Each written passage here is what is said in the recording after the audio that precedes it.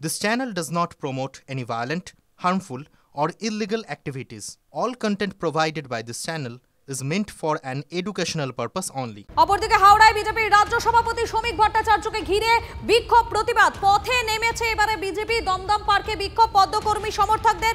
আমাদের প্রতিনিধি রঞ্জিত রয়েছেন আমাদের সঙ্গে। রঞ্জিত, এই মুহূর্তে কি পরিস্থিতি? দেখো মধুকল্পিতা, বিজেপির রাজ্য সভাপতি শ্রমিক ভট্টাচার্যকে হাওড়ায় যে নরেন্দ্র কাপ উদ্বোধন করতে গিয়ে বিক্ষোভের মুহূর্তে পড়তে হয়েছিল এবং গাড়ি আটকে রেখে বিক্ষোভ দেখায়, তারই প্রতিবাদে দমদম পার্কে বিজেপি কর্মী রাজ্য সভাপতির গাড়ি যেভাবে বিক্ষোভের মুখে পড়েছে তারই প্রতিবাদে এই অবস্থান বিক্ষোভ বিজেপি কর্মী সমর্থকদের।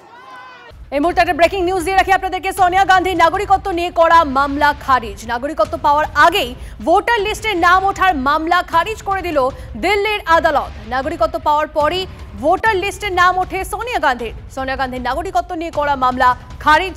নাগরিকত্ব পাওয়ার আগেই ভোটার লিস্টে নাম ওঠার মামলা খারিজ করে দিল দিল্লির আদালত। শ্রাবন্তী আমাদের প্রতিনিধির থেকে আরো ডিটেইলস জানবো। শ্রাবন্তী, যে মূল মামলাটি হয়েছিল সেখানে সোনিয়া গান্ধীর যে নাগরিকত্ব, সেখানে দেখা যাচ্ছে যে 1980 সালের ভোটার লিস্টের সোনিয়া গান্ধী